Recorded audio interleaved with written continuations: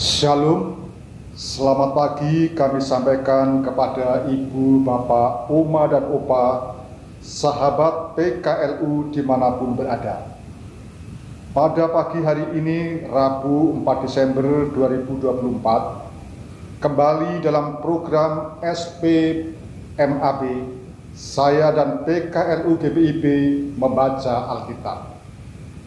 Bersama saya, Yesaya Trisno Wayudi, dari anggota PKLU Jemaat GPIB Gria Mulia Purworejo. Sebelum membaca dan merenungkan firman Tuhan pada pagi hari ini, mari kita bersatu dalam doa. Bapa yang Maha Kasih, puji syukur dan berterima kasih atas bimbingan dan penyertaan Tuhan sepanjang malam hari ini. Sebelum kami melaksanakan aktivitas kami sepanjang hari ini, kami akan membaca dan mendengarkan firman Tuhan untuk menguatkan dan memperbarui iman kami untuk disegarkan kembali. Bukalah hati, pikiran, dan pendengaran kami siap untuk mendengarkan. Dalam nama Tuhan Yesus Kristus, kami berdoa dan mengucap syukur. Amin.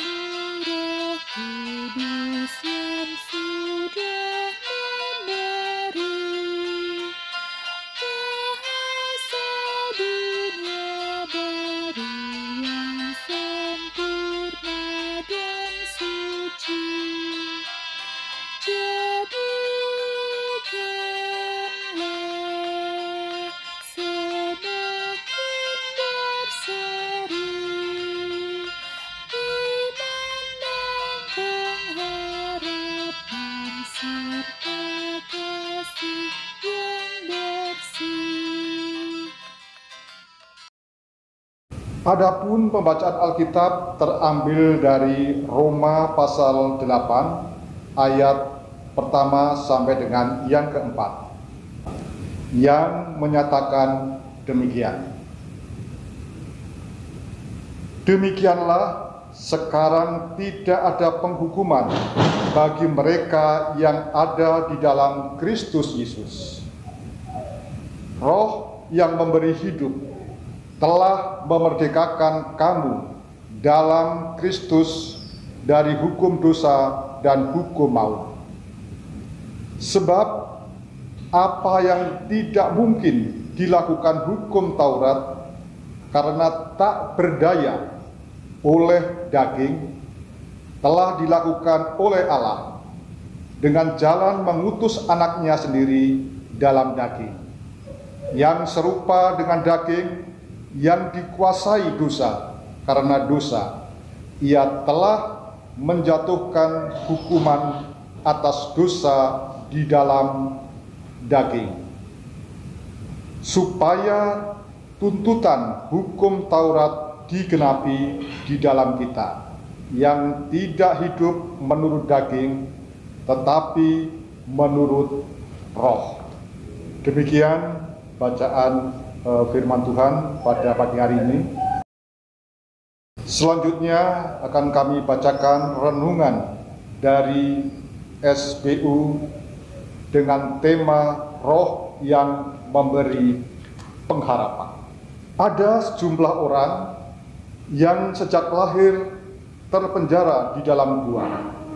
Mereka duduk di rantai, menatap tembok dengan api unggun besar terpasang di belakangnya.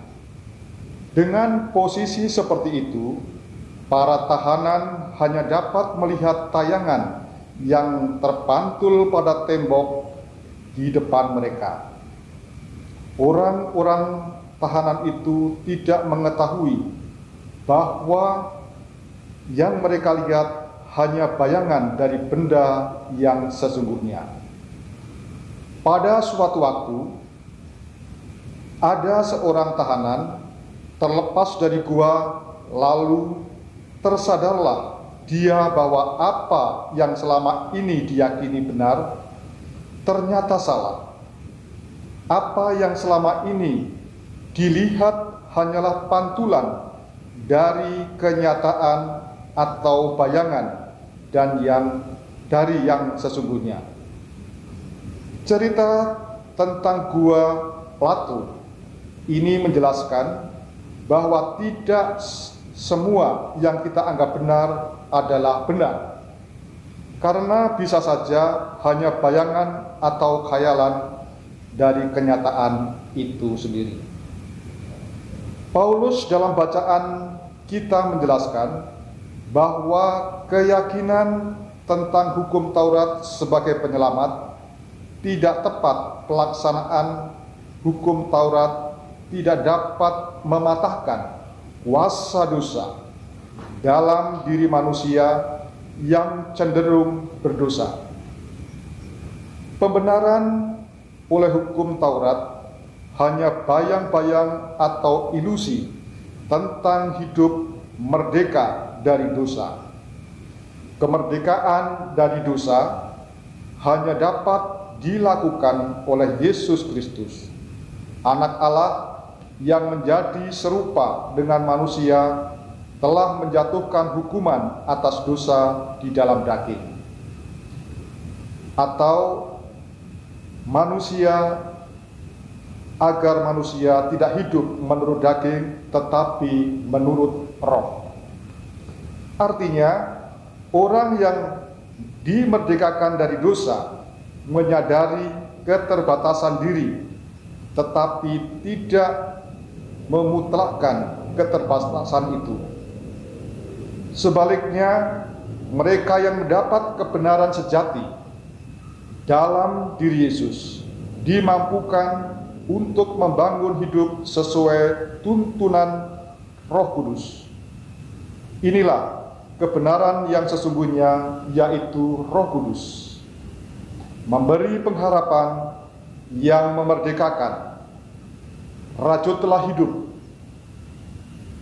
dengan membangun kepekaan diri akan kehadiran Roh Kudus yang mau menuntun kita pada pengharapan yang sesungguhnya. Demikian pembacaan renungan pagi hari ini yang terambil dari SBU.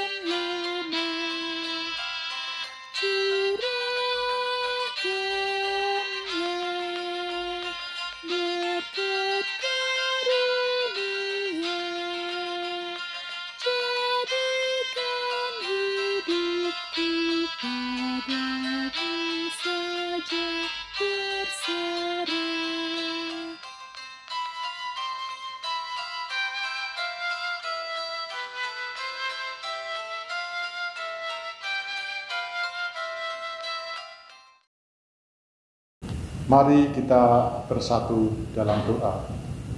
Ibu, Bapak, Oma, dan Opa, mari kita berdoa.